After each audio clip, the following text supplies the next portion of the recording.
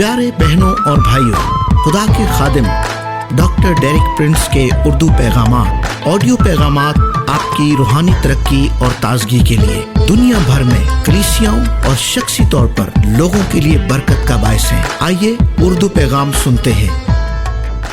بنیاد رکھنا، ایمان اور اعمال۔ ہمارا پیغام براہ راست بیان کیے گئے عنوان سے متعلق ہے، جس کے بارے میں تفصیلی بیان کروں گا۔ اس کا تعلق افسیوں کے باب 2 آیت 10 سے ہے۔ کیونکہ تم کو ایمان کے وسیلے سے فضل ہی سے نجات ملی ہے، اور یہ تمہاری طرف سے نہیں بلکہ خدا کی بخشش ہے، اور نہ اعمال کے سبب سے، تاکہ کوئی فخر نہ کرے، کیونکہ ہم اسی کی کاریگری ہیں، اور مسیح یسوع میں ان نیک اعمال کے واسطے مخلوق ہوئے جن کو خدا نے پہلے سے ہمارے کرنے کے لیے تیار کیا تھا۔ اب میں اپنے عنوان کی طرف واپس آتا ہوں، جو کہ میں نے گزشتہ نشست میں شروع کیا تھا، جو کہ مسیحی ایمان کے 6 عظیم بنیادی عقائد کی آزمائش ہے، جو کہ عبرانیوں آیت 1 اور 2 میں مرقوم ہیں۔ میں محض ان کا خلاصہ بیان کروں گا۔ مردہ کاموں سے توبہ، خدا پر ایمان، بپتسمہ کا عقیدہ، ہاتھ رکھنے، مردوں کی قیامت اور ابدی عدالت۔ اپنے گزشتہ پیغام میں نے اپنے موضوع توبہ کے ذریعے ایمان کے متعلق بات کی، اس کے بعد ایمان کے متعلق بات شروع کی۔ آج کی شام میں ایمان کے بارے میں بات کرنا چاہتا ہوں، اور آج کا موضوع ہے ایمان اور اعمال۔ یہ وہ 2 سادہ سے الفاظ ہیں جو نئے عہد نامے میں بکثرت استعمال ہوئے ہیں، اور اب تک دراصل یہ بہت حیران کن بات ہے کہ خدا کے لوگوں میں سے کتنے ایمان اور اعمال کے مابین تعلق کو اچھی طرح سے نہیں جانتے۔ کہ ایمان سے ہماری مراد محض یہ ہے کہ جس پر ہم ایمان رکھتے ہیں، اور اعمال سے متعلق وہ افعال ہیں جو ہم سر انجام دیتے ہیں، جو ہم کام کرتے ہیں، اور جس بات پر یقین رکھتے ہیں اس کے درمیان درست تعلق کیا ہے۔ میں انجیل کو مختصراً بیان کرتے ہوئے شروع کرنا چاہتا ہوں۔ ہم میں سے بہت سے لوگ انجیل مقدس کے لیے لفظ خوشخبری استعمال کرتے ہیں، اور اس کے بارے میں اس انداز سے بات کرتے ہیں جیسا کہ واضح طور پر معلوم ہو کہ ہماری اس سے کیا مراد ہے۔ میرے خیال کے مطابق حقیقت یہ ہے کہ بہت سے لوگ انجیل کے بارے میں بات چیت تو کرتے ہیں، لیکن اس حقیقت سے بے خبر ہیں کہ دراصل انجیل کیا ہے۔ کرنتھیوں باب 15 آیات 1 تا 5 میں پولس رسول نے اسے بڑے واضح انداز میں بیان کیا ہے۔ اب اے بھائیو، میں تمہیں وہی خوشخبری جتائے دیتا ہوں جو پہلے دے چکا ہوں، جسے تم نے قبول بھی کر لیا تھا، اور جس پر قائم بھی ہو۔ اسی کے وسیلے سے تم کو نجات ملتی ہے، بشرطیہ کہ وہ خوشخبری جو میں نے تمہیں دی تھی یاد رکھتے ہو، ورنہ تمہارا ایمان لانا بے فائدہ ہوا۔ اور پھر پولس انجیل کی خوشخبری کو اس طرح بیان کرتا ہے کہ انجیل 3 سادہ تاریخی حقائق کو بیان کرتی ہے۔ یہ پیچیدہ نہیں ہے۔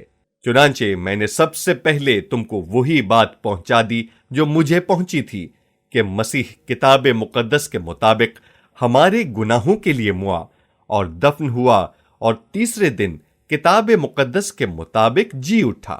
پس انجیل 3 سادہ تاریخی حقائق پر مشتمل ہے۔ مسیح ہمارے گناہوں کے لیے موا، وہ دفن ہوا، اور تیسرے دن دوبارہ جی اٹھا۔ اور جہاں کہیں یہ بیانات نہیں دیے جاتے، وہاں انجیل کی منادی بھی نہیں ہوتی ہے۔ انجیل مقدس کے بارے میں ایسی تعلیمات کی بکثرت منادی ہوتی ہے جو کہ دراصل انجیل کی بشارت پر مشتمل نہیں ہیں، گو کہ یہ وہ 3 انتہائی لازمی اجزاء ہیں جن پر ہمیں مضبوطی سے قائم رہنے کی ضرورت ہے۔ مسیح ہمارے گناہوں کے لیے موا، وہ دفن ہوا، اور تیسرے دن دوبارہ جی اٹھا۔ پہلی مصدقہ شہادت دراصل کتاب مقدس ہے، نہ کہ وہ لوگ جنہوں نے اسے جی اٹھنے کے فوراً بعد دیکھا۔ یہی حتمی تصدیق ہے۔ کتاب مقدس کے مطابق پولس 2 مرتبہ بیان کرتا ہے کہ یہ حتمی شہادت ہے۔ اس کے بعد وہ بہت سے ایسے لوگوں کی فہرست بیان کرتا ہے جنہوں نے اسے جی اٹھنے کے بعد دیکھا تھا۔ لیکن یہ بات ذہن میں رکھیں کہ ایمان کی تمام تر حالتوں میں کتاب مقدس ہی حتمی شہادت ہے، اور پولس رسول اس طرح واضح کرتا ہے کہ اگر ہم اعمال کے بغیر ان سادہ حقائق کو محض ایمان ہی سے قبول کریں تو راست بازی ہم پر تہمت لگائے گی، لیکن اگر ہم ایمان کے ساتھ اعمال کریں گے تو ہم راست باز شمار کیے جائیں گے۔ یہ جاننا بہت اہم ہے۔ پولس رسول کہتا ہے کہ یہ ہمارے کاموں کے وسیلے سے نہیں بلکہ اس ایمان کے وسیلے سے ہے جو ہم رکھتے ہیں۔ رومیو باب 4 میں اس طرح بیان کرتا ہے جو ہم ابراہم کی زندگی سے سبق سیکھتے ہیں، کیونکہ بائبل فرماتی ہے کہ ابراہم ایمان لایا اور یہ اس کے لیے راست بازی شمار کی گئی۔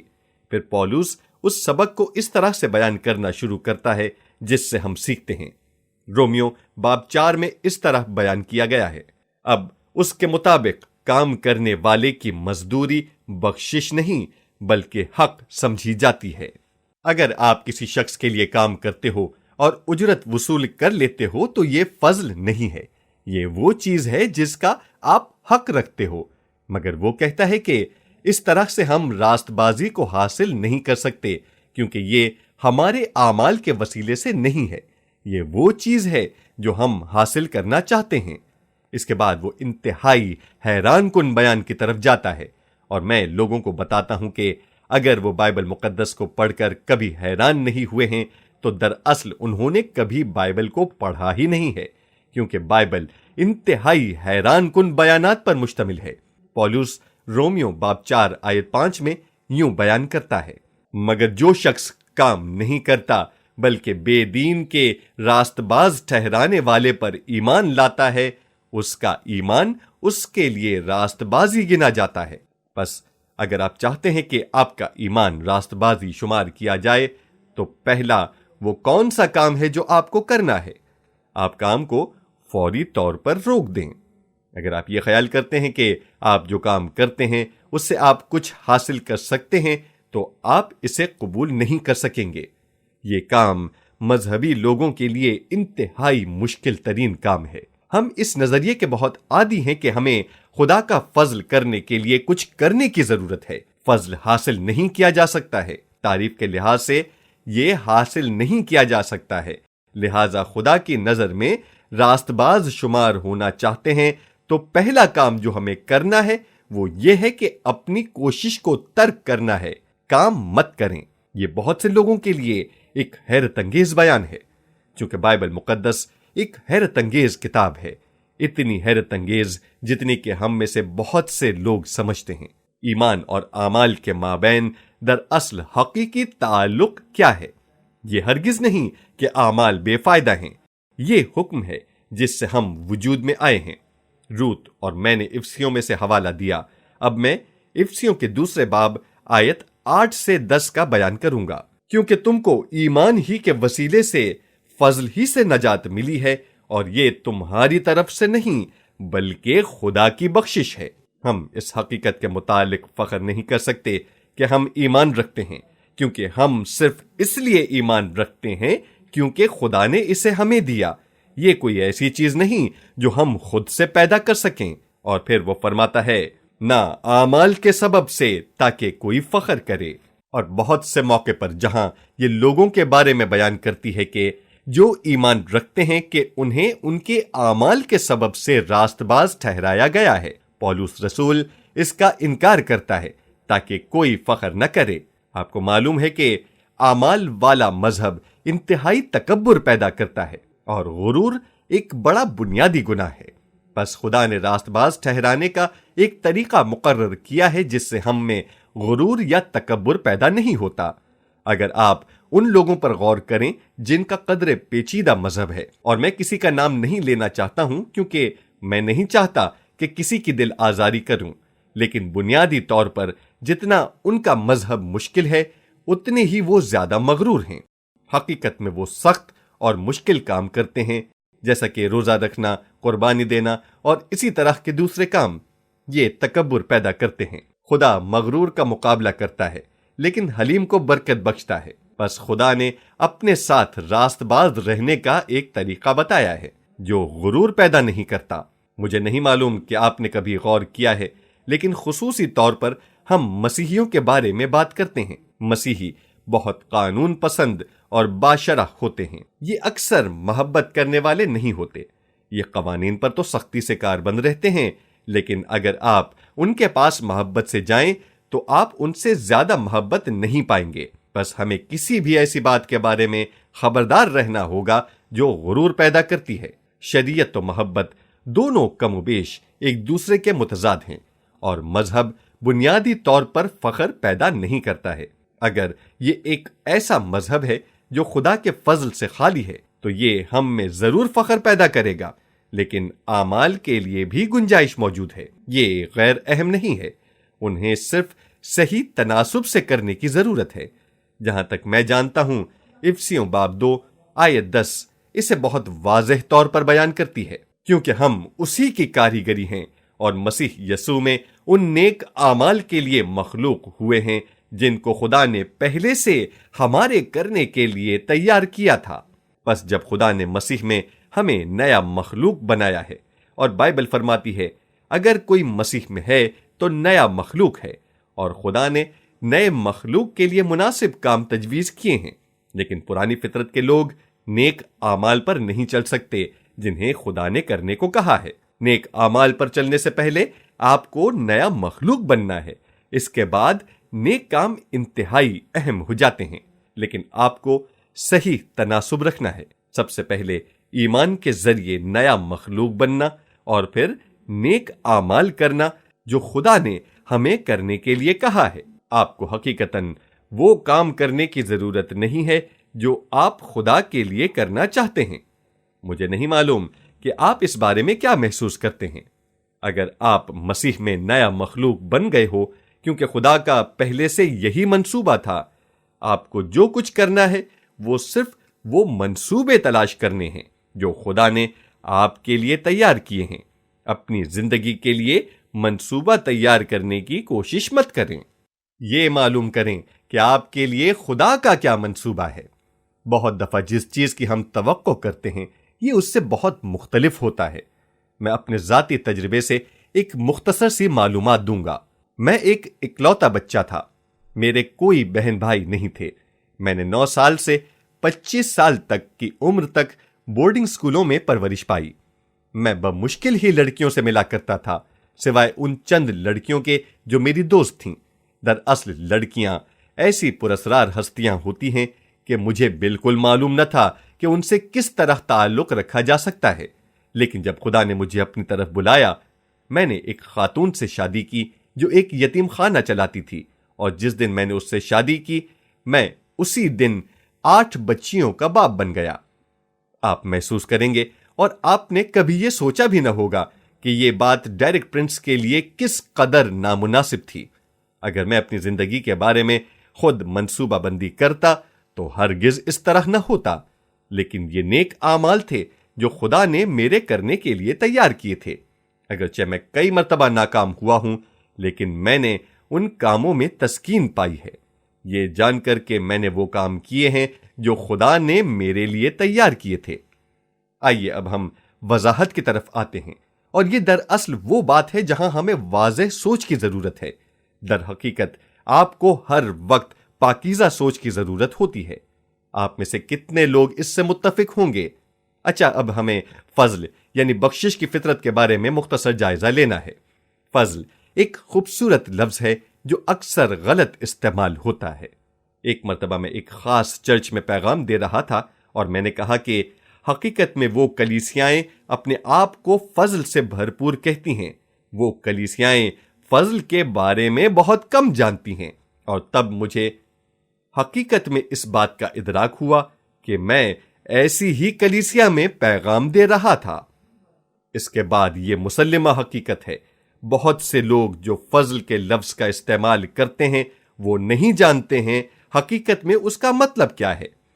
فضل کا اصلی مطلب خوبصورتی اور دلکشی ہے۔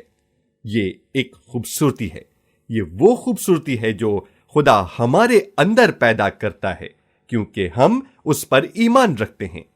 پھر پولس رومیو 11 باب آیت 6 میں فرماتا ہے، یہ اس بات کا نچوڑ ہے، اگر فضل سے برگزیدہ ہیں تو اعمال سے نہیں، ورنہ فضل نہ رہا۔ بالفاظ دیگر میری زبان میں آپ فضل حاصل نہیں کر سکتے۔ آپ جو کچھ حاصل کر سکتے ہیں وہ فضل نہیں ہو سکتا، یہ ہم میں سے بہت سوں کے لیے کس قدر حلیمی کا باعث ہے۔ ہم اسے حاصل نہیں کر سکتے، ہمیں اس کے فضل پر بھروسہ کرنا ہے۔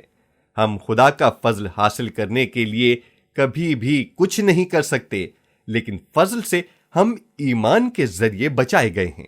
لیکن جب آپ اس حقیقت کے بارے میں پرجوش ہو رہے ہیں کہ آپ ایمان رکھتے ہیں، تو یہ بات یاد رکھیں کہ پولس رسول اس طرح بیان کرتا ہے، اور یہ ہماری طرف سے نہیں، یہ خدا کی بخشش ہے۔ اگر آپ ایمان کے وسیلے سے بچائے گئے ہیں تو آپ کے پاس فخر کرنے کے لیے کچھ نہیں۔ خدا نے یہ سب کچھ آپ کو اس بڑے گناہ جو کہ غرور ہے سے بچانے کے لیے کیا ہے۔ میں ایمان اور اعمال کے مابین تعلق پر غور کرنا چاہتا ہوں کہ ہم کیا یقین رکھتے ہیں اور کیا کرتے ہیں۔ جہاں تک مجھے معلوم ہے، جو کچھ میں بتانے والا ہوں وہ براہ راست نئے عہد نامے سے لیا گیا ہے، اور اب تک آپ میں سے بہت سے لوگوں کے لیے یہ حیران کن ہوگا۔ میں نے محض نئے عہد نامے کے سادہ سے پیغام جو فضل سے متعلق ہے، بہت سے اعلانیہ مسیحیوں کے لیے حیرت انگیز ہے۔ مجھے یاد ہے کہ ایک مرتبہ اسی حجم کی کلیسیا میں نے ایک بات کہی کہ بلا شبہ مسیحیت شرعی قوانین کا مجموعہ نہیں ہے۔ تب میں نے ان لوگوں کی طرف دیکھا تو انہیں حیران پایا۔ میرا خیال ہے کہ وہ اس سے کم صدمے سے دوچار ہوتے اگر میں یہ کہتا کہ خدا مر گیا ہے۔ مسیحیت کے بارے میں ان کا تصور شریعت کی پیروی کرنا ہی تھا۔ میں آپ کو بتانا چاہتا ہوں کہ مسیحیت شریعت کے اصول پیش نہیں کرتی۔ آپ اسے شریعت کے ماتحت ہو کر حاصل نہیں کر سکتے ہیں۔ آئیے دیکھتے ہیں کہ پولس رومیو باب 3 آیت 20 میں کیا فرماتا ہے۔ رومیو کا عنوان حادثاتی طور پر راست بازی ہے۔ رومیو کا مرکزی خیال یہ ہے کہ ہم خدا کے روبرو کیسے راست باز ٹھہر سکتے ہیں۔ ایوب بہت صدیاں پہلے اپنی اذیت کے دوران چلایا تھا۔ ایوب باب 9 آیت 2 میں دیکھیں، پر انسان خدا کے حضور کیسے راست باز ٹھہرے۔ ہم اس کے ہم مذہب دوست اس کے خیال کا مذاق اڑاتے کہ کیا کبھی کوئی شخص خدا کے حضور راست باز ٹھہر سکتا ہے؟ لیکن خدا نے بہت سالوں بعد رومیو کے خط کے ذریعے اس پکار کو سنا۔ اس نے اس سوال کا جواب دیا، پر انسان خدا کے حضور کیسے راست باز ٹھہرے؟ اور یہ شریعت کے ماتحت ہونے سے نہیں ہوتا۔ رومیو باب 3 آیت 20 میں پولس رسول فرماتا ہے، کیونکہ شریعت کے اعمال سے کوئی بشر اس کے حضور راست باز نہیں ٹھہرے گا، اس لیے کہ شریعت کے وسیلے سے تو گناہ کی پہچان ہی ہوتی ہے۔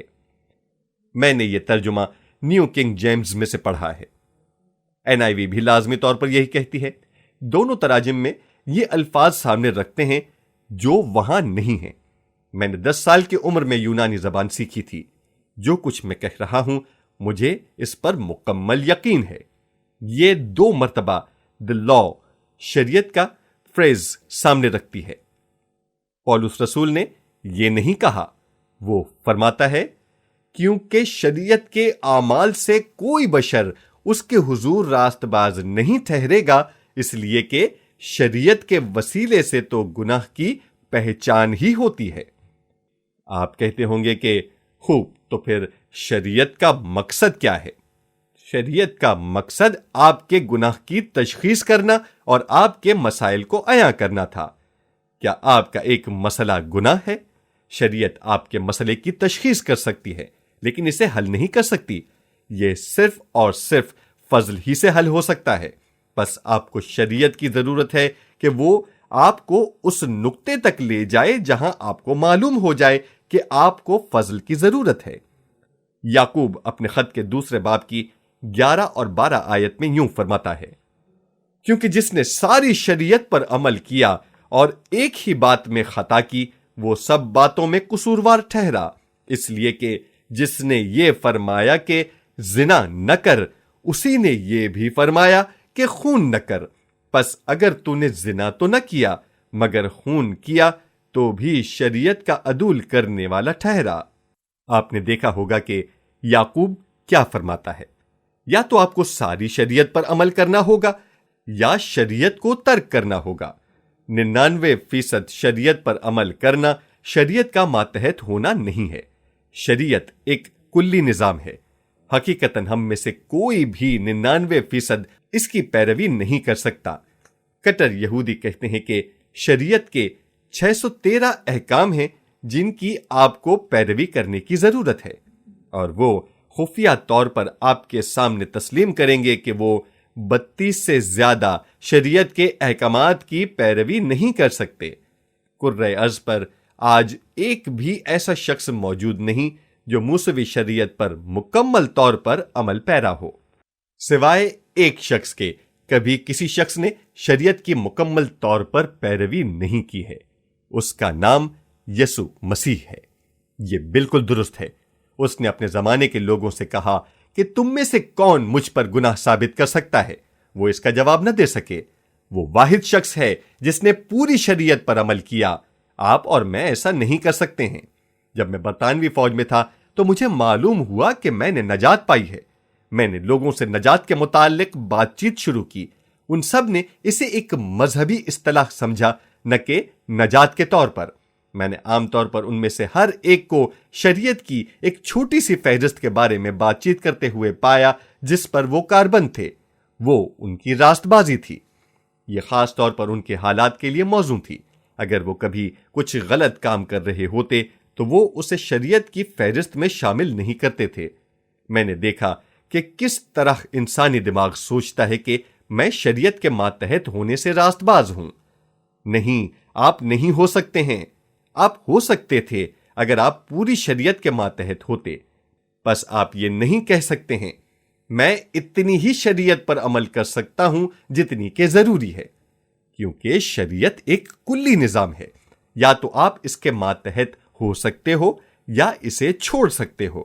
اگر آپ پورے طور پر اس کے ماتحت ہوتے تو خدا آپ کو راست باز شمار کرتا، لیکن آپ ایسا نہیں کر سکتے، لہٰذا آپ اس کے متبادل میں چپ ہو جاتے ہیں، جو کہ فضل ہے، ایک ایسی چیز جو آپ حاصل نہیں کر سکتے۔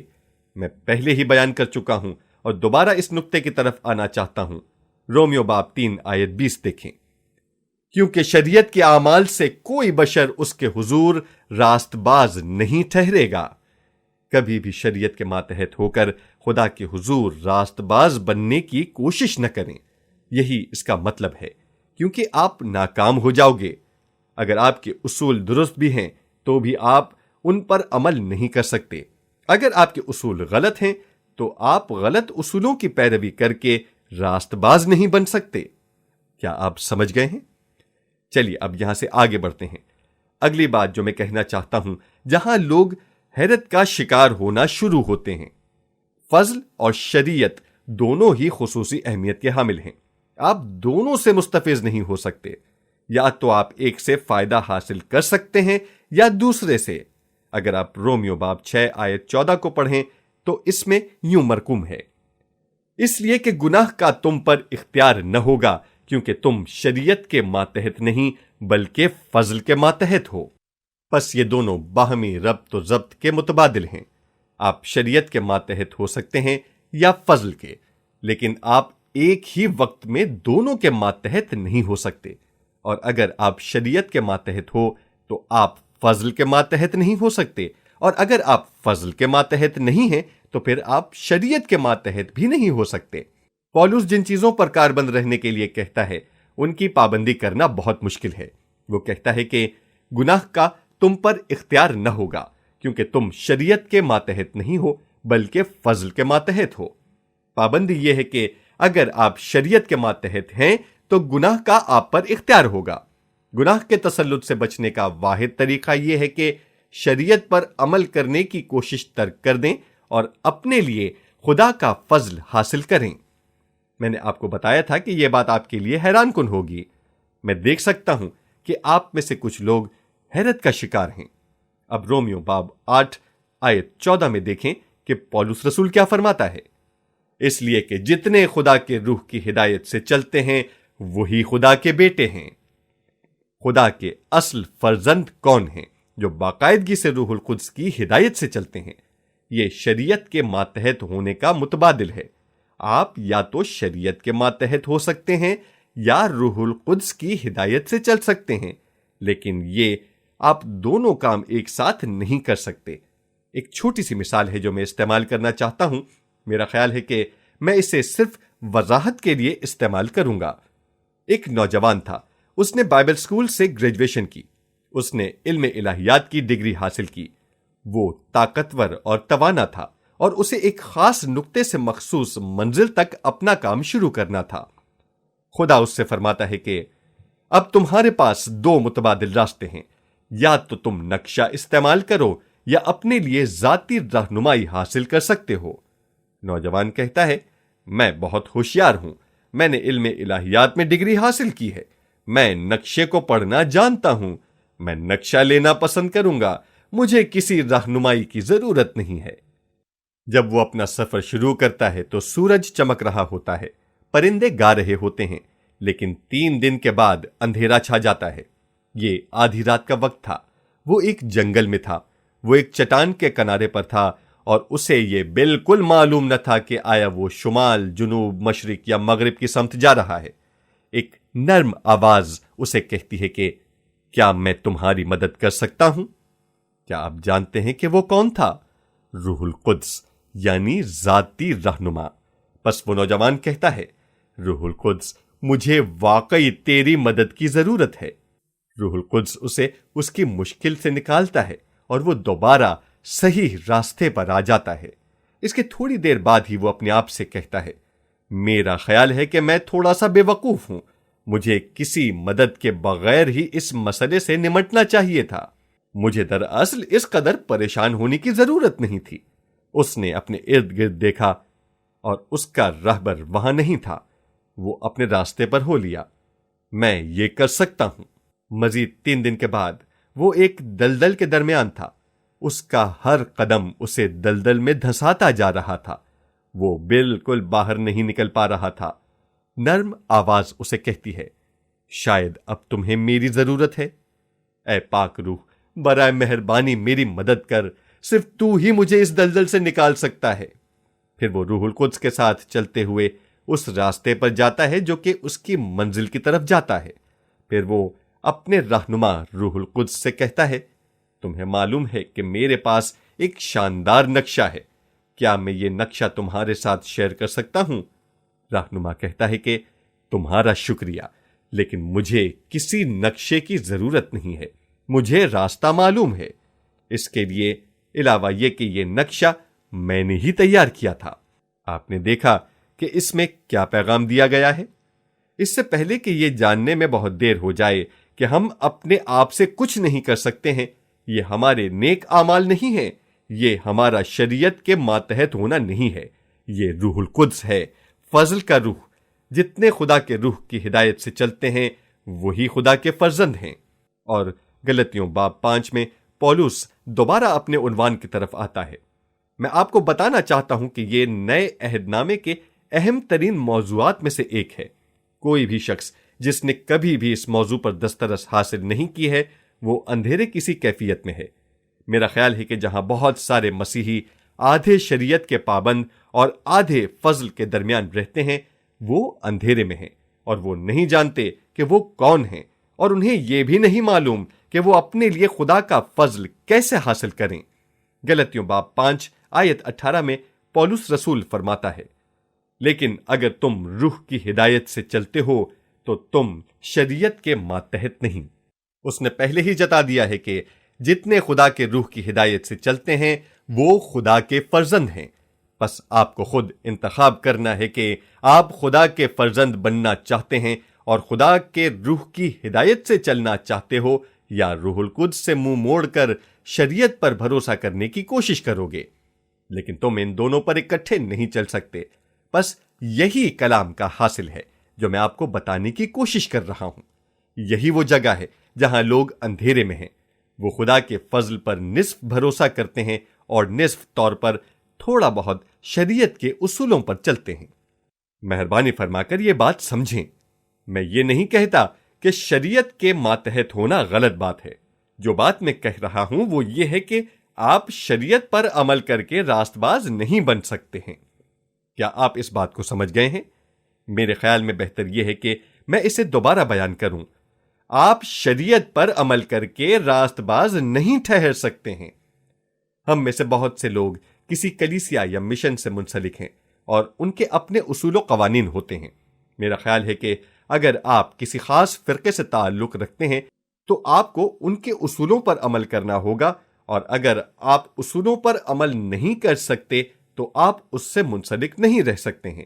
لیکن اصولوں کے ماتحت رہ کر آپ راست باز نہیں بن سکتے۔ دراصل یہ مسیح کے بدن کے تقسیم کرنے کا ایک بڑا ذریعہ ہے، کیونکہ بہت سے مذہبی گروہوں نے اپنے خود ساختہ قوانین وضع کر رکھے ہیں۔ کیتھولک کے اپنے، بیپٹسٹ کے اپنے، سیونتھ ڈے ایڈوینٹسٹ کے اپنے اور پینٹیکاسٹل کے اپنے قوانین ہیں۔ اسی طرح بہت سے دوسرے فرقے ہیں۔ ان فرقوں میں موجود بہت سے لوگ سمجھتے ہیں کہ وہ اپنے اصولوں پر عمل پیرا ہو کر راست باز بن سکتے ہیں۔ پھر وہ دیگر لوگوں کو دیکھتے ہیں جو اپنے اصولوں پر عمل پیرا ہوتے ہیں اور یہ ان کے بارے میں کہتے ہیں، خوب، دراصل یہ راست باز نہیں ہیں کیونکہ یہ ہمارے اصولوں کو نہیں مانتے۔ بس آپ دیکھتے ہو کہ قانون پسندی کیا کرتی ہے؟ یہ مسیح کے بدن کو تقسیم کرتی ہے۔ ہیپیٹسٹ اپنے قوانین پر عمل کرنے کے لیے آزاد ہیں اگر وہ اصول کلام کے مطابق ہیں۔ پینٹیکاسٹل بھی اسی طرح آزاد ہیں اور کیتھولک بھی اسی طرح سمجھتے ہیں کہ وہ کلام پر چلتے ہیں۔ لیکن یہ بات ذہن میں رکھیں کہ ان میں سے کوئی بھی اپنے اصولوں پر قائم رہ کر راست باز نہیں بن سکتے ہیں۔ وہ اپنے ایمان کے ذریعے راست باز ٹھہرتے ہیں۔ مسئلہ یہ ہے کہ اگر ہم قوانین پر کاربند رہیں گے تو ہم غالباً ایمان کو کھو دیں گے اور ہم اپنے آپ کو دوبارہ اس اندھیرے میں پائیں گے، یا اس نوجوان کی طرح جس کا خیال تھا کہ وہ نقشے کی مدد سے اپنی منزل پر پہنچ سکتا ہے اور آخر کار دلدل میں پھنس جاتا ہے۔ آپ میں سے بہت سے جانتے ہیں کہ دلدل میں دھنسنا کیسا ہے۔ دراصل آپ میں سے بہت سے لوگ یہاں اس لیے ہیں کہ وہ دلدل میں سے نکل آئے ہیں اور آپ کو احساس ہے کہ آپ کو روح القدس کی ضرورت ہے۔ آمین، آمین۔ اور اب میں ایک اور دل ہلا دینے والا خیال بیان کرنے والا ہوں۔ میں ایسا کرنے کی جرت نہ کرتا اگر پولس پہلے ہی اسے بیان نہ کر چکا ہوتا۔ آپ اسے رومیو باب 7 میں پڑھیں گے۔ میں آپ کو بتاتا ہوں کہ رومیو ایک انتہائی حیرت انگیز کتاب ہے۔ میں مسیح کو قبول کرنے سے پہلے منطق، لاجک کا پروفیسر تھا۔ مجھے منطق میں بہت دلچسپی تھی اور میرا خیال ہے کہ منطق ایک شاندار چیز ہے۔ یہ کمپیوٹر کی طرح ہے۔ اگر آپ ایک کمپیوٹر میں درست معلومات فیڈ کرتے ہیں تو آپ کو درست نتائج حاصل ہوں گے، لیکن اگر آپ اس میں درست معلومات فیڈ نہیں کرتے تو آپ صحیح نتائج بھی حاصل نہیں کر پائیں گے۔ لیکن منطق آپ کو درست جوابات نہیں دیتی ہے، یہ آپ کو درست نتائج تک پہنچنے کے قابل بناتی ہے۔ بس میں پہلے آپ کے بارے میں وہ بات کہوں گا جو میں نے اب تک پڑھی ہے۔ بائبل ایک انتہائی منطقی کتاب ہے۔ میں ذاتی طور پر خود کو ذہنی استعداد میں کم تر نہیں سمجھتا ہوں، کیونکہ میں بائبل پر یقین رکھتا ہوں، اور میں آپ کو بھی یہی مشورہ دوں گا کہ آپ خود کو ذہنی طور پر پسماندہ خیال نہ کریں۔ یہ آپ کو کسی حد تک بنیاد پرست کا نام دیں گے۔ ٹھیک ہے، ایک بنیاد پرست رہیں یا یہ جو کچھ بھی ہے، دراصل یہ ایک ایسی قسم کی چیز ہے جو لوگوں کے جذبات کو آپ کے خلاف ابھارنے میں خاص طور پر استعمال ہوتی ہے۔ وہ لوگ جو بنیاد پرست ہونے کا دعویٰ کرتے ہیں وہ یہ بیان نہیں کرتے کہ بنیاد پرستی کیا چیز ہے۔ بہت سے ایسے الفاظ ہیں جو لوگ دوسرے لوگوں کے خلاف الزام لگانے کے لیے استعمال کرتے ہیں، لیکن وہ ان کی وضاحت نہیں کرتے ہیں۔ اگلے مرتبہ جب کوئی شخص آپ سے یہ پوچھتا ہے کہ برائے مہربانی مجھے یہ بتائیں کہ بنیاد پرست ہونے سے کیا مراد ہے، تو گھبرائیں مت، خود کو بنیاد پرست کہلانے سے نہ گھبرائیں۔ ٹھیک ہے، اب ہم رومیو باب 7 میں پولس رسول کے حیران کن بیان کی طرف آتے ہیں۔ جتنا آپ اس میں آگے بڑھتے جاتے ہیں یہ حیران کن بنتا جاتا ہے۔ پس اے میرے بھائیو، تم مسیح کے بدن کے وسیلے سے شریعت کے اعتبار سے اس لیے مردہ بن گئے کہ اس دوسرے کے ہو جاؤ جو مردوں میں سے جلایا گیا، تاکہ ہم سب خدا کے لیے پھل پیدا کریں۔ پولس ایک مرتبہ کہتا ہے کہ اگر تم ایک مذہبی یہودی ہوتے تو شریعت سے بیاہتے اور تمہارے لیے شریعت سے جدا ہونا اور کسی اور سے شادی کرنا زنا ہوگا۔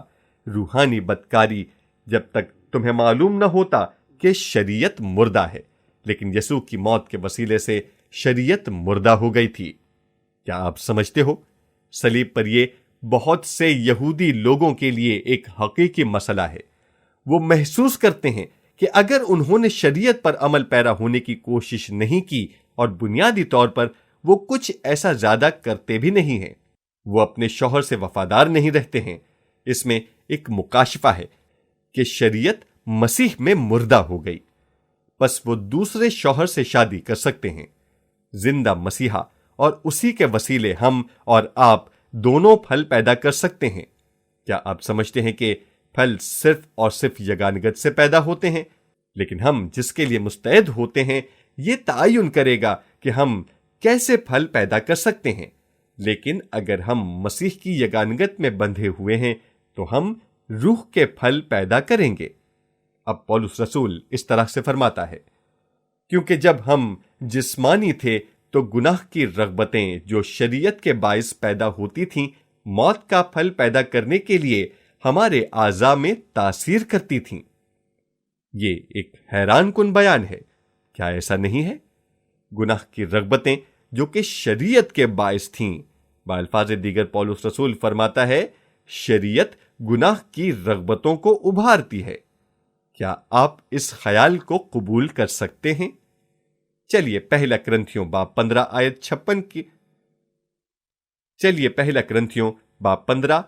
56 سے ایک پیراگراف کے بارے میں بات کروں گا۔ یہ ان حیران کن انکشافات میں سے ایک ہے۔ موت کا ڈنک گناہ ہے اور گناہ کا زور شریعت ہے۔ پولس رسول رومیو 7ویں باب میں اس طرح فرماتا ہے، شریعت میں کوئی برائی نہیں ہے، یہ کامل ہے، مسئلہ ہم میں موجود ہے۔ آپ جانتے ہیں، اگر میں اس طرح بیان کروں کہ شریعت بغیر کسی ضابطے کے کام کرتی ہے، شریعت کہتی ہے یہ کرو اور وہ نہ کرو، آپ کہتے ہیں ٹھیک ہے میں یہ کرتا ہوں اور میں وہ نہیں کروں گا، اور ایسا کرنے میں آپ اپنی قابلیت پر بھروسہ کرتے ہیں، اور یہی اصل مسئلہ ہے، کیونکہ آپ میں صحیح اور غلط کام کے کرنے کے متعلق پہچان کی صلاحیت نہیں ہے۔ ہماری جسمانی فطرت اپنے آپ پر بھروسہ کرنا ہے اور ہم خدا پر بھروسہ نہیں کرنا چاہتے۔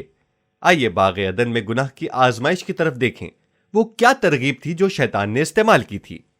تم خدا کی مانند بن جاؤ گے۔ خدا کی مانند بننے میں کوئی برائی نہیں ہے، لیکن مسئلہ کیا ہے؟ وہ خدا پر بھروسہ کیے بغیر خدا کی مانند بننا چاہتے تھے۔ وہ نیک و بد کی پہچان کے علم پر بھروسہ کرنا چاہتے تھے۔ یہ انسان کا بنیادی مسئلہ ہے، اور یہ مذہبی لوگوں کا بھی بنیادی مسئلہ ہے۔ ہم خدا کی مانند بننا چاہتے ہیں، لیکن خدا پر بھروسہ نہیں کرنا چاہتے۔ گناہ کا نچوڑ خدا پر بھروسہ کرنے سے منکر ہونا ہے، اس کا نتیجہ گناہ ہے۔ یہ وہ عام گناہ کے عمل نہیں ہیں جو آپ کرتے ہیں، یہ خود انحصاری کا رویہ ہے جو خدا کے فضل کو ہماری زندگیوں میں سے نکال دیتا ہے، اور یہ مشکل ترین کام ہے۔ مجھے اس بات پر یقین ہے کہ خدا آپ سے اور مجھ سے کام لینا چاہتا ہے۔ کیا یہ خود راست بازی کا رویہ ہے؟ میں یہ خود کر سکتا ہوں، مجھے خدا کی ضرورت نہیں ہے۔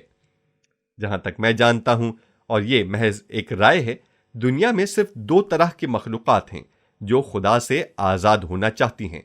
ایک گرائے گئے فرشتے جو شیطان کے ساتھ اس کی بغاوت میں شامل ہوئے، اور دوسری انسانی نسل ہے۔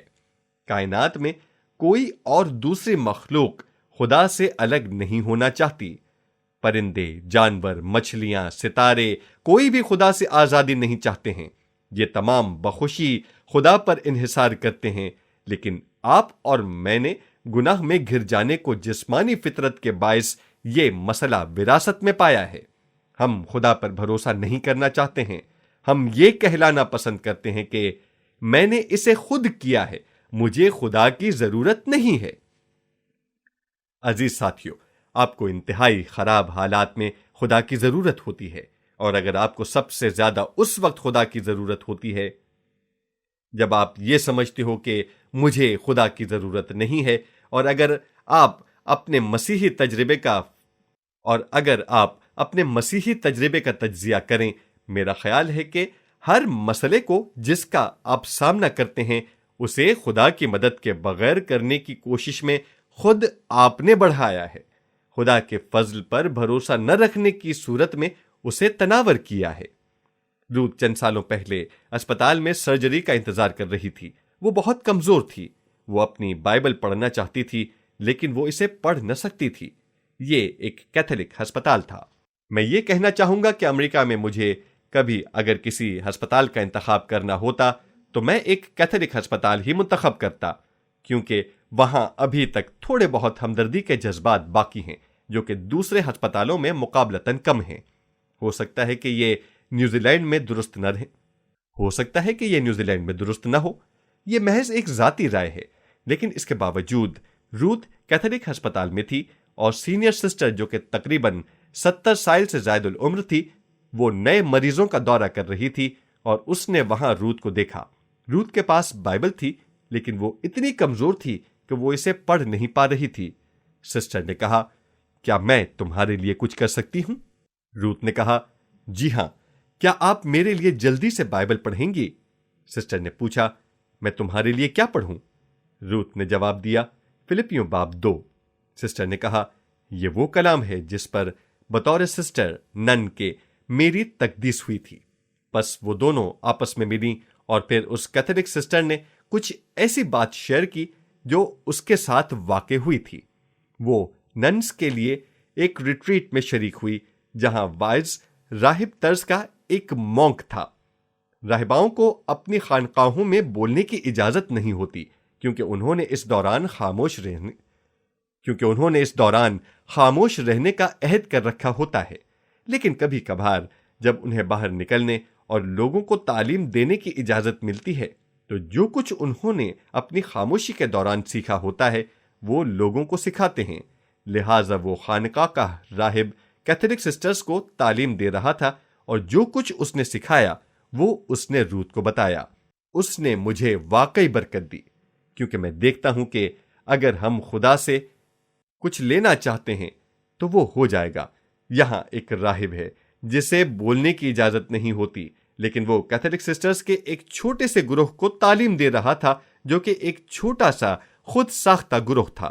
لیکن یہ پیغام مجھ تک پہنچا، میں نے اسے ٹیپ پر منتقل کر دیا اور بنیادی طور پر یہ کئی مرتبہ دنیا تک پہنچا۔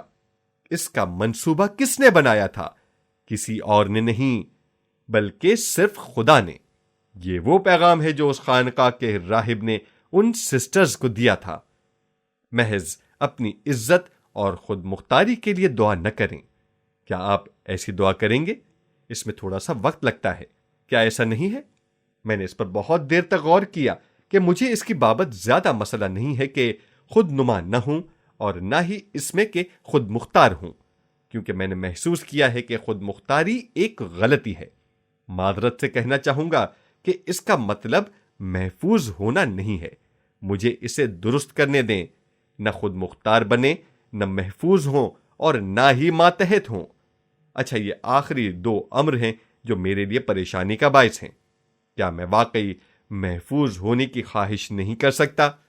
ٹھیک ہے، میری محافظت خدا میں ہے، لیکن اس نے کہا کہ خود مختار نہ بنے نہ ہی ماتحت بنے۔ اس کے لیے معذرت، یہ میرے لیے مشکل ترین ہے۔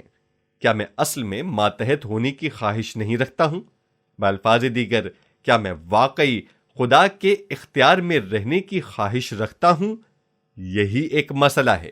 یہ فضل ہے جب خدا ہم پر اختیار قائم کر لیتا ہے۔ میں آپ کو بتاتا ہوں کہ میں نے اس عزیز نن کو برکت دی اور امید کرتا ہوں کہ وہ ابھی تک زندہ ہوگی۔ میں مشکور ہوں کہ اس نے روت کے ذریعے میرے ذہن میں اس بات کو ڈالا۔ میں اسے انسانیت کے بنیادی مسئلے کے طور پر دیکھتا ہوں کہ وہ ماتحت ہوں نہ کہ خود مختار، اور گناہ کا نتیجہ اس دنیا میں جسے بہت محبت کرنے والے عاقل خدا نے تخلیق کیا، اس میں آزاد ہونے کی خواہش ہے۔ میرے پیارے بھائیوں اور بہنوں، مجھے مت بتائیں کہ آپ کبھی اس مسئلے سے دوچار نہیں ہوئے، کیونکہ آپ میں سے کوئی ایسا نہیں ہے جو خدا پر بھروسہ کر کے مطمئن رہا ہو اور خدا کو خود پر اختیار بخشا ہو۔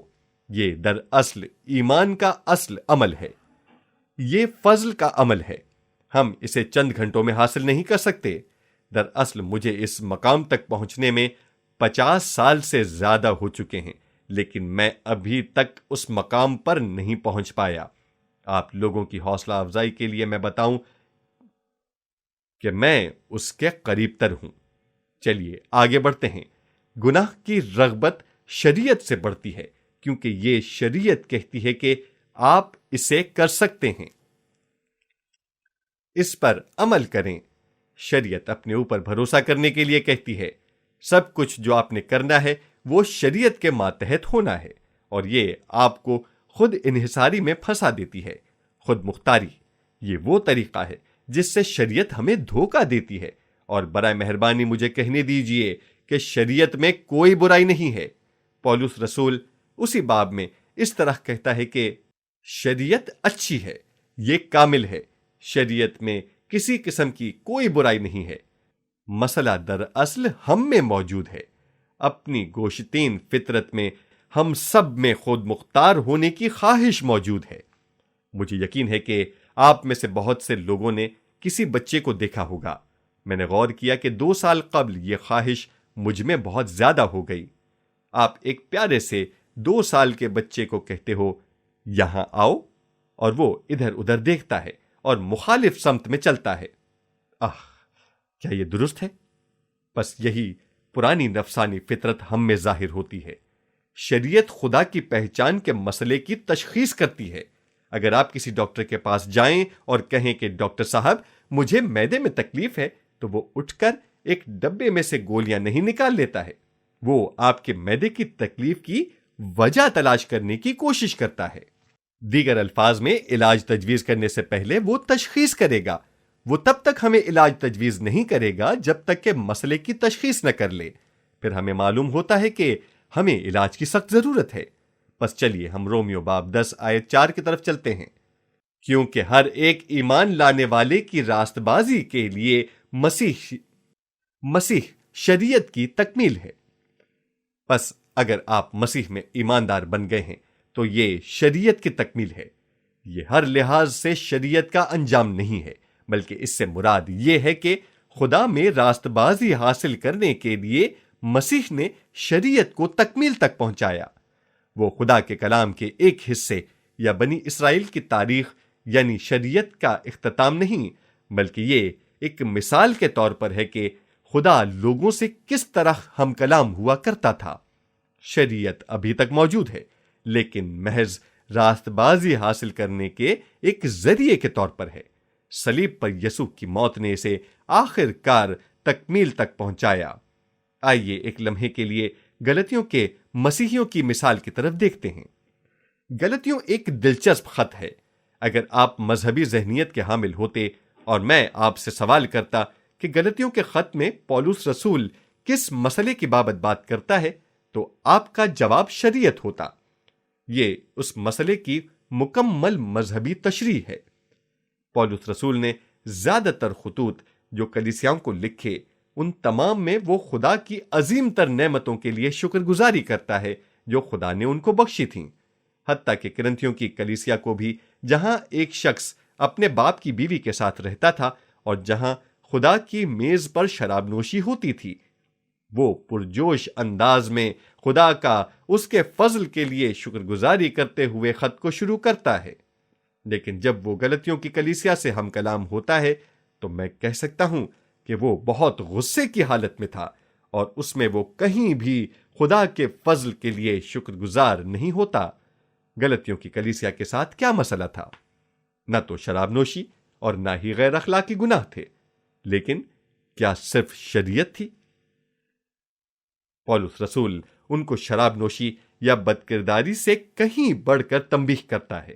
برائے مہربانی سمجھنے کی کوشش کریں کہ میں یہ نہیں کہنا چاہتا کہ خدا بدکرداری اور شراب نوشی سے چشم پوشی کرتا ہے، لیکن میں یہ کہہ رہا ہوں کہ یہ مسئلہ شریعت کی نسبت فضل سے حل کرنا زیادہ آسان ہے۔ یہ بہت بھلا معلوم ہوتا ہے۔ ہم اس کے بارے میں بالکل درست محسوس کرتے ہیں کہ شریعت سے آزاد ہونا ہمارے لیے بہت مشکل ہے، اور یہی پولس رسول گلتیوں پہلے باب آیت 6 میں کہتا ہے، میں تعجب کرتا ہوں کہ جس نے ہمیں مسیح کے فضل سے بلایا اس سے تم اس قدر جلد پھر کر کسی اور طرح کی خوشخبری کی طرف مائل ہونے لگے۔ دیکھیں، اس کے پاس کہنے کے لیے کوئی اچھی بات نہیں ہے، وہ بالکل صحیح کہتا ہے، میں تعجب کرتا ہوں کہ تم اس قدر جلد پھر گئے۔ کس چیز کی طرف پھر گئے؟ شریعت کی طرف، شریعت کے اصولوں کی پیروی کرنے کے لیے، اور اس یقین کے ساتھ کہ وہ اصول راست باز بنا سکتے ہیں۔ اور پھر غلطیوں باب 3 میں وہ دوبارہ اپنے عنوان کی پہلی آیت سے دوبارہ شروع کرتا ہے، اے نادان غلطیوں، کس نے تم پر افسون کر لیا؟ کس نے تم پر افسون کر لیا؟ مجھے یاد ہے کہ بہت سال قبل یہ آیت پڑھتے ہوئے اچانک اس حوالے کو محسوس کرتے ہوئے پینتیکاسٹل یا نفیس قسم کے مسیحی سحر زدہ ہو گئے تھے، کیونکہ اس میں کوئی شک نہیں ہے کہ وہ نفیس تھے۔ اس بات نے میرے ذہن میں پیدا ہونے والے ایک مسئلے کو حل کر دیا تھا، کیونکہ اس آیت نے اس مسئلے کی وضاحت کی جو چرچ میں میرے پیغام کے دوران اٹھا تھا۔ میں زیادہ تفصیل میں نہیں جاؤں گا، لیکن میں نے محسوس کیا کہ کلیسیا کے اکثر لوگ پہلے پادری کی بیوی کے سحر میں مبتلا تھے، جس نے اپنے شوہر سے طلاق لے کر چرچ بورڈ کے ایک ممبر سے شادی کر لی تھی، اور اس کا سحر ابھی تک ان لوگوں کو جکڑے ہوئے تھا۔ بس مجھے اپنی مدد کے لیے صرف ایک چیز پیش کرنے دیں۔ اگر آپ کسی ایسے مسئلے کو حل کر رہے ہیں جسے آپ سمجھنے سے قاصر ہیں، تو ہو سکتا ہے کہ جن لوگوں سے آپ اپنے مسئلے کے متعلق بات کر رہے ہوں وہ خود شاید کسی مسئلے کا شکار ہوں۔ پولس رسول اسے بڑے واضح طور پر افسون کے معنی میں استعمال کرتا ہے۔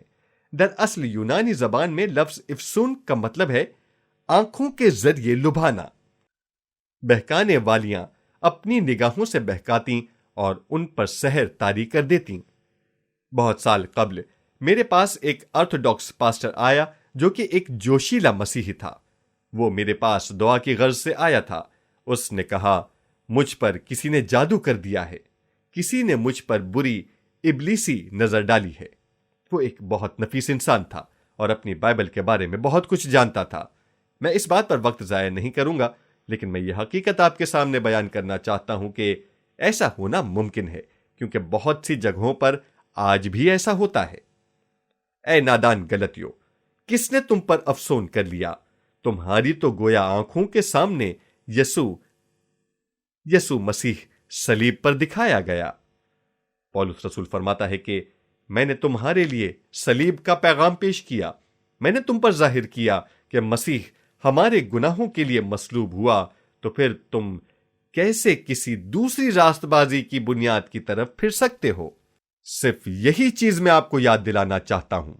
کیا آپ نے روح القدس کو شریعت کے اعمال کے سبب سے پایا یا کلام سننے سے ایمان کے وسیلے سے پایا؟ کیا آپ نے شریعت کے ماتحت ہونے سے روح القدس کا بپتسمہ پایا تھا یا اس لیے کہ آپ نے کلام کو سن کر ایمان سے حاصل کیا؟ میں آپ سے ایک سوال کرنا چاہتا ہوں، کیا یہاں اس خاص پیغام کے دوران کوئی ایسا شخص موجود ہے جس نے شریعت کے اصولوں کی پیروی کرتے ہوئے روح پاک کا بپتسمہ پایا ہو؟ جواب ہے کوئی ایک بھی نہیں۔ ہمیں یہ ذہن نشین کرنے کی ضرورت ہے کہ ہم شریعت کے اصولوں پر عمل کر کے نہیں بچائے گئے تھے، ہم نے شریعت کے اصولوں پر عمل کر کے روح القدس کا بپتسمہ نہیں پایا تھا، جیسا کہ پولس رسول فرماتا ہے۔ ہم نے کلام کو سننے کے وسیلے سے ایمان پایا، ہم نے کلام کے ذریعے ایمان کو قبول کیا، ہم نے اس پر یقین کیا اور اسے حاصل کیا۔ پھر وہ یہ فرماتا ہے، کیا تم ایسے نادان ہو کہ روح کے طور پر شروع کر کے اور جسم کے طور پر کام کرنا چاہتے ہو؟ جب اس نے کہا یہ طریقہ نادانی ہے، کیا ایسا نہیں ہے؟ اگر آپ کو راست بازی کی ضرورت ہے تو راست بازی کی راہ پر چلیں۔ آپ کس طرح اپنے آپ کو روح القدس کی تابعداری سے روک سکتے ہیں؟ آپ ہمیشہ کیسے اپنے شریعت کے تھوڑے سے اصولوں پر بھروسہ کر سکتے ہیں؟ آپ محسوس کریں گے کہ یہ بالکل درست ہے۔ پولس رسول آیت 10 میں یوں فرماتا ہے، کیونکہ جتنے شریعت کے اعمال پر تکیہ کرتے ہیں وہ صرف لعنت کے ماتحت ہیں، چنانچہ لکھا ہے کہ جو کوئی ان سب باتوں کے کرنے پر قائم نہیں رہتا جو شریعت کی کتاب میں لکھی ہیں وہ لعنتی ہے۔ اگر آپ شریعت پر عمل کرنے سے راست باز ہیں تو آپ کو ہمہ وقت پوری شریعت پر عمل پیرا ہونا پڑے گا، اور اگر آپ شریعت پر چلنے کی کوشش کرتے ہیں اور ہمہ وقت ساری شریعت پر عمل نہیں کرتے تو آپ جانتے ہیں کہ برملا اعلان کیا گیا ہے کہ تم لعنت کے زیر اثر ہو۔ لعنتی وہ شخص ہے جو شریعت کے اصولوں پر سارا وقت کاربند نہیں رہتا ہے۔ کیا ایک پینٹیکاسٹل یا پرجوش مسیحی کے لیے ممکن ہے کہ وہ لعنت کے زیر اثر ہو؟ میں آپ کو بتانا چاہتا ہوں کہ یہ بہت حد تک ممکن ہے۔ دراصل میں اسے اپنے ذاتی تجربے سے جانتا ہوں۔ بہت زیادہ تفصیل میں جائے بغیر میں آپ کو بتاتا ہوں کہ میں مسیح کے بدن کی تحریک کا ایک حصہ تھا جو روح پاک کی حاکمیت سے شروع ہوا تھا، ایک کام جو ہم قبل از وقت نہیں کر سکتے۔ خدا نے مجھے 3 اور مبشروں کے ساتھ خدمت کرنے کا موقع دیا جو کہ سب بہت زیادہ مشہور تھے۔ یہ خدا کا عظیم منصوبہ تھا۔ ہم نے خدمت کو روح القدس کی تحریک سے شروع کیا، لیکن ہم 1 سال تک بھی اس سلسلے کو روح کی تحریک سے نہ چلا سکے، بلکہ اس سے پہلے ہی ہم نے اس کو بدنی طور پر چھوڑ دیا، اور نتیجہ تباہی و بربادی تھا۔ بس میں جانتا ہوں کہ یہ حقیقت ہے۔ آپ ایک ایسے ہی شخص کو دیکھ رہے ہو جس کے ساتھ یہ واقعہ پیش آیا تھا۔ میرا خیال ہے کیونکہ میں بائبل مقدس پڑھتا اور اس پر یقین رکھتا ہوں، اس لیے خدا نے اپنے فضل سے مجھے اس مشکل سے نکالا۔ لیکن میرے عزیز بھائیوں اور بہنوں، یہ بات زیادہ پرانی نہیں ہے۔ یہ ایک ایسی ہی چیز ہے جو آج بھی وقوع پذیر ہو رہی ہے۔ لوگ کسی کام کو روح کی تحریک سے شروع کرتے ہیں اور اپنی انسانی فطرت میں کامل بننے کی کوشش کرتے ہیں اور لعنت کے زیر اثر ہو جاتے ہیں۔ میرا خیال ہے کہ میں یہ کہہ سکتا ہوں کہ کلیسیا کا ایک بہت بڑا حصہ لعنت کے زیر اثر ہے۔ میں آپ کے ساتھ کلام کا ایک حصہ پڑھنا چاہوں گا جو کہ یرمیہ باب 17 آیت 5 ہے۔ خداوند یوں فرماتا ہے، ملعون ہے وہ آدمی جو انسان پر توکل کرتا ہے اور بشر کو اپنا بازو جانتا ہے، اور جس کا دل خداوند سے برگشتہ ہو جاتا ہے۔ اب چونکہ وہ فرماتا ہے کہ اس کا دل خداوند سے برگشتہ ہو جاتا ہے، یہ واضح ہے کہ ایسے شخص کا تعلق خدا سے تھا، لیکن خدا سے تعلق قائم ہونے کے بعد انسان نے اپنے آپ پر بھروسہ کرنا شروع کر دیا اور اس کا دل خداوند سے برگشتہ ہو گیا۔ خوب، میرا خیال ہے کہ زیادہ تر اعلانیہ مسیحی کلیسیا میں ایسا ہوتا ہے۔ میں کسی کا نام نہیں لینا چاہتا، لیکن بہت سے ممتاز فرقے یا چرچ کی تحریکیں جن کے بارے میں ہم جانتے ہیں کہ وہ خدا کے فضل سے، خدا کے روح کی اعلیٰ تحریک کی وجہ سے وجود میں آئے تھے، اس کے سوا وہ کبھی بھی کسی چیز کے لیے شمار نہیں کیے گئے۔ لیکن ان میں سے کتنے لوگ آج خدا کے فضل سے کام جاری رکھے ہوئے ہیں؟ میں کہوں گا کہ بہت کم۔ بس انہوں نے اپنے آپ کو لعنت کے زیر اثر کر لیا ہے، جس کا یرمیہ باب 17 آیت 5 میں برملا اظہار پایا جاتا ہے۔ ملعون ہے وہ آدمی جو انسان پر توکل کرتا ہے اور بشر کو اپنا بازو جانتا ہے۔ مجھے اس بات کو ایک ذاتی تجربے سے بیان کرنے دیں۔ روت اور میں نے یروشلم میں اپنے گھر کو فروخت کرنے کا فیصلہ کیا، اور ہم ایک پراپرٹی ڈیلر کے پاس گئے اور اس ڈیلر نے کہا، یہ ایک خوبصورت گھر ہے اور آپ کا یہ گھر جلد فروخت ہو جائے گا، یہ اس کی قیمت ہے۔ 14 ماہ تک یہ بالکل فروخت نہ ہوا۔ ہم اس بات کو سمجھنے سے قاصر تھے، لیکن میں یروشلم میں قائم کرائسٹ چرچ کی عبادت میں شامل تھا اور وہاں کے خادم نے کہا، میں ایک ایسے شخص کے لیے دعا کرنا چاہتا ہوں جو بدروحوں سے نجات حاصل کرنا چاہتا ہے۔ کوئی بھی خادم اس انداز میں بات نہیں کرتا، لیکن یہ خادم اسی انداز میں بات کرتے تھے، اسی وجہ سے ہم ان کو پسند کرتے تھے۔ بس میں نے بہتر سمجھا کہ میں ان کی اس کوشش میں مدد کروں۔ میں عبادت میں اس کے ساتھ گیا۔ وہ آدمی افریقہ میں ایک مشنری تھا اور لعنت کے زیر اثر تھا۔ دراصل میں آپ کو اس کی گہرائی میں جائے بغیر بتانا چاہتا ہوں کہ وہ لعنت اسے ایک حبشی افریقی بشپ نے دی تھی۔ ہم نے اس کے لیے دعا کی اور وہ بدروحوں کی گرفت سے آزاد ہو گیا۔ اس کے بعد ہم نے اس کی گزشتہ زندگی کے بارے میں معلوم کیا۔ میں نے اس سے کہا، مجھے محسوس ہو رہا ہے کہ تم در حقیقت اپنے اوپر بھروسہ کرتے ہو، تم در اصل خدا کے فضل پر بھروسہ نہیں کرتے۔ میں نے کہا، حقیقت میں میرے ساتھ بھی یہی مسئلہ تھا۔ میں نے ایسا کہنے کے بارے میں بالکل نہیں سوچا تھا۔ یہ بات میرے ذہن میں اسی وقت آئی۔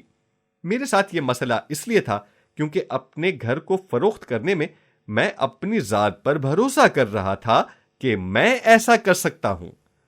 روت نے صاف گوئی سے ان سب لوگوں کے سامنے مجھے کہا کہ پھر تم لعنت کے زیر اثر ہو۔ میں نے کہا، یہ درست ہے کہ میں لعنت کے زیر اثر تھا۔ میں اسے قبول کرتے ہوئے اس بات پر پشیمان ہوا اور میں نے خود کو لعنت سے آزاد کروایا۔ ہم عبادت سے واپس آ کر اپنے نئے اپارٹمنٹ کی طرف گئے جہاں ہم رہ رہے تھے، اور پہلی منزل پر ہی ایک پراپرٹی ڈیلر سے ملے جس نے کہا کہ میں آپ کا گھر اپنے گاہکوں کو دکھانا چاہتا ہوں، اور 2 ہفتوں کے اندر اندر وہ گھر فروخت ہو گیا۔ کیا آپ سمجھتے ہو وہ لمحہ جب میں لعنت سے آزاد ہوا، خدا نے ہمارے لیے کام شروع کر دیا۔ مجھے معلوم ہے کہ آپ میں سے کچھ لوگ اس پیغام کو سمجھ گئے ہوں گے۔ ہم کہاں تھے؟ چلیے ہم اس نقطے کی طرف جاتے ہیں جہاں پر ہم تھے۔ میں موضوع کے متعلق کچھ باتیں بتانا چاہتا ہوں اور پھر میں اس کے مثبت پہلوؤں کی طرف آتا ہوں۔ میں اسے پہلے ہی بیان کر چکا ہوں لیکن اس کو دوبارہ بتاؤں گا۔ شریعت ہماری ذاتی لیاقت پر تکیہ کیے بغیر ہم میں کام کرتی ہے، اور فضل ہمیں الہی قدرت سے بخشی گئی لیاقت کے ذریعے کام کرتا ہے۔ ہم اسے صرف فضل پر تکیہ کر کے کر سکتے ہیں۔ احبار باب 11 آیت 44 اور پہلا پطرس باب 1 آیت 16 میں ہمیں حکم دیا گیا ہے، پاک بنو۔ یہ خدا کی طرف سے حکم ہے، لیکن اگر آپ احبار کی کتاب میں پڑھیں تو شریعت کے ہر اصول کے آخر میں اس کے بارے میں واضح کیا گیا ہے کہ اگر آپ پاک بننا چاہتے ہیں تو آپ نے کیا کھانا ہے اور کیا نہیں کھانا ہے۔ اگر آپ پاک بننا چاہتے ہیں تو آپ کو ان تمام قوانین پر عمل کرنا ہوگا۔ پیغام یہ ہے کہ پاک بنو۔ یہ پیغام یسوع کی طرف سے ہے، لیکن پہلا پطرس باب 1 آیت 16 میں یہ بات شریعت کے کسی اصول سے مطابقت نہیں رکھتی۔ پیغام ہے کہ پاک بنو۔ یہ پیغام یسوع کی طرف سے ہے، میری پاکیزگی تم میں قائم رہے۔ بالکل فرق خیال ہے۔ ہمیں مزید اپنی کوششوں پر بھروسہ نہیں کرنا بلکہ خدا کے فضل پر بھروسہ کرنا ہے، اور یسوع پر کہ وہ کر سکتا ہے جو ہم اپنے آپ سے نہیں کر سکتے۔ اب انتخاب آپ کے ہاتھ میں ہے۔ اب ہمارے لیے اس کے مثبت پہلوؤں پر سوچنے کے لیے بہت کم وقت ہے۔ میں رومیو باب 8 آیات 3 تا 4 کی طرف آپ کی توجہ دلانا چاہتا ہوں۔ ذرا اس پر غور کریں۔ اس لیے کہ جو کام شریعت جسم کے سبب سے کمزور ہو کر نہ کر سکی۔ آپ نے غور کیا کہ شریعت میں کوئی برائی نہیں ہے، یہ صرف ہماری کمزوری ہے۔ جو کام شریعت نہ کر سکی وہ خدا نے کر دیا، یعنی اس نے اپنے بیٹے کو گناہ آلودہ جسم کی صورت میں اور گناہ کی قربانی کے لیے بھیج کر جسم میں گناہ کی سزا کا حکم دیا۔ اب دیکھتے ہیں کہ اس میں مثبت پہلو کیا ہے، تاکہ شریعت کا تقاضا ہم میں پورا ہو جو جسم کے مطابق نہیں بلکہ روح کے مطابق چلتے ہیں۔ اس بارے میں امریکن کیا کہتے ہیں؟ یہ $1000 کا سوال ہے کہ شریعت کا تقاضا کیا ہے۔ کیا آپ نے کبھی اس بارے میں سوچنے کی زحمت کی ہے؟ میں اس کا جواب 4 حرفی لفظ میں دے سکتا ہوں، اور یہ کوئی برا لفظ نہیں ہے۔ یہ LOVE لو یعنی محبت ہے۔ محبت شریعت کا درست تقاضا ہے، اور میں آپ کو فوراً بہت سے حوالہ جات کے ذریعے دکھاؤں گا، اور اس کے بعد ہم اس پیغام کا اختتام کریں گے۔ متی کی انجیل باب 22 آیت 35 میں شرح کے ایک عالم نے یسوع سے پوچھا، کیا تو جانتا ہے کہ شریعت کے ماننے والے کیسے ہوتے ہیں؟ ان میں سے ایک عالم شرح نے آزمانے کے لیے اس سے پوچھا، اے استاد، توریت میں کون سا حکم بڑا ہے؟ ایک خاص سوال، اور یسوع نے اس کا فوراً ہی مخصوص جواب دیا۔ یسوع نے اس سے کہا کہ خداوند اپنے خدا سے اپنے سارے دل، اپنی ساری جان اور اپنی ساری عقل سے محبت رکھ۔ بڑا اور پہلا حکم یہی ہے، اور دوسرا اس کی مانند یہ ہے کہ اپنے پڑوسی سے اپنے برابر محبت رکھ۔ اہم لفظ کیا ہے؟ لو یعنی محبت، خدا سے محبت، اپنے پڑوسی سے محبت۔ اور پھر یسوع نے فرمایا ان ہی دو حکموں پر تمام توریت اور انبیاء کے صحیفوں کا مدار ہے۔ اب اگر میں کہوں کہ میں بہت گرمی محسوس کر رہا ہوں اور میں اپنی جیکٹ اتارنا اور اسے کہیں لٹکانا چاہتا ہوں، تو مجھے اس کو لٹکانے کے لیے کھونٹی کی ضرورت پڑے گی۔ اس سے پہلے کہ میں اسے کھونٹی پر لٹکاتا، کھونٹی کو وہاں پر اس سے پہلے ہونا ضرور تھا۔ یہ کھونٹی ہی دراصل وہ احکام ہے جس پر تمام توریت و انبیاء کے صحیفوں کا مدار ہے۔ بالفاظ دیگر، اگر آپ نے توریت اور انبیاء کے تمام صحائف کو پڑھا ہے تو وہ یہی کہتے ہیں کہ خدا سے محبت رکھ اور اپنے پڑوسی سے محبت رکھ۔ یہی شریعت کا درست تقاضا ہے۔ رومیو باب 13 آیت 8 میں پولس رسول اس طرح فرماتا ہے، آپس کی محبت کے سوا کسی چیز میں کسی کے قرضدار نہ ہو، کیونکہ جو دوسروں سے محبت رکھتا ہے اس نے شریعت پر پورا عمل کیا۔ میں قرض سے نجات حاصل کرنے پر یقین رکھتا ہوں، لیکن ایک ایسا قرضہ ہے جس سے میں کبھی بھی باہر نہیں نکل سکتا۔ وہ کیا ہے؟ اپنے ساتھی مسیحیوں سے محبت، اپنے ساتھی انسانوں سے محبت۔ میں اس کا مقروض ہوں، میں مسلسل قرض تلے دبا ہوا ہوں، میں اس قرض سے باہر نہیں نکل سکتا۔ پولس رسول فرماتا ہے کیونکہ یہ باتیں کہ زنا نہ کر، خون نہ کر، چوری نہ کر، جھوٹی گواہی نہ دے، لالچ نہ کر، اور ان کے علاوہ اگر کوئی اور حکم ہوا، ان کا خلاصہ اس بات میں پایا جاتا ہے کہ اپنے پڑوسی سے اپنی مانند محبت رکھ۔ محبت اپنے پڑوسی سے بدی نہیں کرتی، اس واسطے محبت شریعت کی تکمیل ہے۔ یہ بہت واضح ہے، کیا یہ واضح نہیں ہے؟ اور پھر غلطیوں باب 5 آیت 14، یہ بہت شاندار آیت ہے کہ کیسے رومیوں اور غلطیوں ایک دوسرے پر انحصار کرتے تھے۔ غلطیوں باب 5 آیت 14، کیونکہ ساری شریعت پر ایک ہی بات سے پورا عمل ہو جاتا ہے۔ ساری شریعت پر ایک ہی بات سے پورا عمل ہو جاتا ہے، کیونکہ ساری شریعت پر ایک ہی بات سے پورا عمل ہو جاتا ہے، یعنی اس سے کہ تو اپنے پڑوسی سے اپنی مانند محبت رکھ۔ اور اس سے ذرا پیچھے غلطیوں باب 5 آیت 6 میں دیکھیں، اس میں یوں مرقوم ہے، اور یسوع مسیح میں نہ تو ختنہ کچھ کام کا ہے نہ مختونی، مگر ایمان جو محبت کی راہ سے اثر کرتا ہے۔ ایمان کیسے اثر کرتا ہے؟ مجھے بتائیں، ایمان کیسے اثر کرتا ہے؟ محبت کی راہ سے۔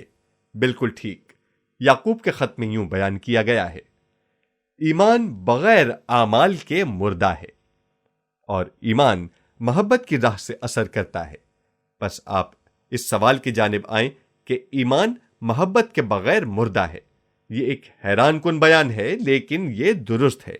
آپ بہت زیادہ ایماندار ہو سکتے ہیں جس کا آپ دعویٰ کرتے ہو، لیکن اگر آپ کی زندگی میں محبت نہیں ہے تو یہ ایک مردہ ایمان ہے۔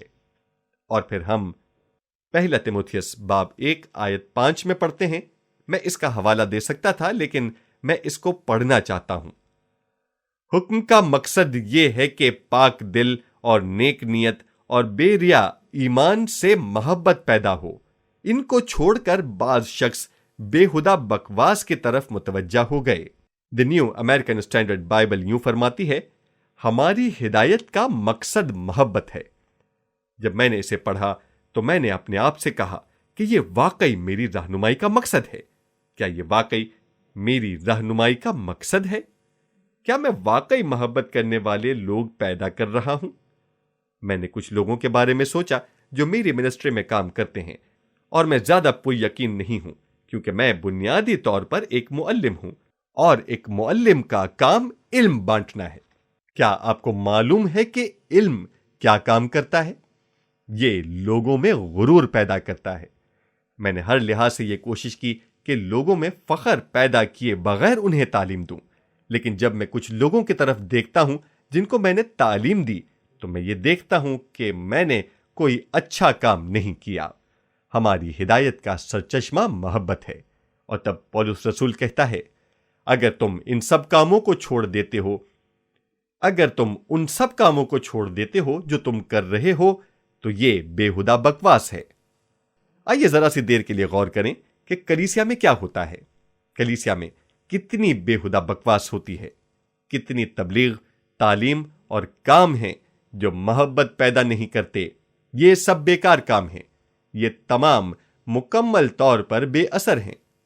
بہنوں اور بھائیوں، اگر آپ کسی قسم کی خدمت کر رہے ہیں تو میں آپ کو چیلنج کرتا ہوں کہ اپنے مقاصد کا تجزیہ کریں۔ آپ کا مقصد کیا چیز پیدا کرنا ہے؟ اور دوسرا، اگر آپ کا مقصد محبت پیدا کرنا ہے تو کیا آپ محبت پیدا کر رہے ہیں؟ اور اگر آپ کا مقصد محبت پیدا کرنا نہیں ہے تو آپ کی تعلیم محض کھوکھلے الفاظ پر مشتمل ہے، اور یہ کام ہے جس کو نہیں کیا جا سکتا۔ کیا یہ نہیں ہے؟ آپ کو معلوم ہے کہ شریعت خوف کے ذریعے سکھاتی ہے اور یسوع محبت کے ذریعے تعلیم دیتا ہے۔ یسوع فرماتا ہے، اگر تم مجھ سے محبت رکھتے ہو تو میرے حکموں پر عمل کرو گے۔ خوف سے نتائج حاصل نہیں ہوتے۔ بہت سے ایسے مذاہب ہیں جو لوگوں کو خوف کے ذریعے تعلیم دیتے ہیں، اور وہ بہت خوفناک نتائج حاصل کرتے ہیں، جن میں کچھ نام نہاد مسیحی بھی شامل ہیں۔ اس کے بعد میں کہنا چاہتا ہوں، اور اب ہم اختتام کی طرف بڑھ رہے ہیں، محبت کی فرمانبرداری ترقی ہے۔ آپ محبت میں کام نہیں ہو، ٹھیک ہے؟ میرے ساتھ آئیں۔ میں محبت میں کامل نہیں ہوں، لیکن اس کا مطلب یہ نہیں کہ میں ایماندار شمار نہیں ہوتا، کیونکہ جب تک آپ اپنا مقصد حاصل نہیں کر لیتے، ہمارا ایمان ہمیں راست باز شمار کرتا ہے۔ کیا آپ اسے سمجھ گئے ہیں؟ جتنی دیر تک آپ ایمان میں قائم رہتے ہو، آپ کا ایمان آپ کو راست باز شمار کرتا ہے۔ آخری فصح کے موقع پر پطرس سے کہے گئے یسوع کے الفاظ کا ایک خوبصورت اقتباس ہے۔ یسوع نے پطرس سے کہا کہ تو 3 بار میرا انکار کرے گا۔ پطرس نے کہا، نہیں، میں کبھی نہیں کروں گا۔ اور تب یسوع نے کہا، لیکن میں نے تیرے حق میں دعا کی ہے کہ تیرا ایمان جاتا نہ رہے۔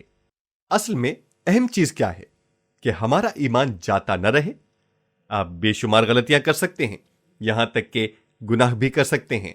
ہم کامل نہیں ہیں، اس لیے ہم کاملیت تک نہیں پہنچے، لیکن جب تک ہم ایمان میں قائم رہتے ہیں، ہمارا ایمان ہمیں راست باز شمار کرتا ہے، جب تک کہ ہم کاملیت تک نہیں پہنچتے۔ آئیے اب میں یعقوب کے خط کے حوالے کے ساتھ اختتام کرنا چاہوں گا، اور میں اس خط کو بہت پسند کرتا ہوں، لیکن میرے پاس اس پر تبصرہ کرنے کا وقت نہیں ہے، لیکن میں صرف یعقوب پہلا باب آیت 25 پڑھوں گا۔ لیکن جو شخص آزادی کی کامل شریعت پر غور سے نظر کرتا رہتا ہے، وہ اپنے کام میں اس لیے برکت پائے گا کہ اس کو کر کے بھولتا نہیں بلکہ عمل کرتا ہے۔ ایک لفظ میں آزادی کی کامل شریعت کو کیسے بیان کریں گے؟ لو، محبت۔ یہ بالکل درست ہے۔ آپ جانتے ہیں، اگر آپ اصل محبت رکھتے ہو تو آپ واحد مکمل طور پر آزاد شخص ہو، کیونکہ آپ وہ سب کچھ کرنا چاہتے ہیں جو آپ کرنا چاہتے ہیں۔ آپ ہمیشہ لوگوں سے محبت کر سکتے ہیں۔ وہ آپ کو ڈانٹ سکتے ہیں، آپ کو تکلیف پہنچا سکتے ہیں، وہ آپ کو مارنے کی کوشش بھی کر سکتے ہیں، لیکن وہ آپ کو ان سے محبت کرنے سے نہیں روک سکتے ہیں۔ وہ شخص جس کا مقصد محبت کرنا ہے، وہ اس دنیا میں واحد مکمل طور پر آزاد شخص ہے۔ آمین۔ ہمارا ایمان ہے کہ آپ کو اس پیغام سے ضرور برکت ملی ہوگی۔ مزید معلومات کے لیے آپ ہم سے رابطہ قائم کر سکتے ہیں۔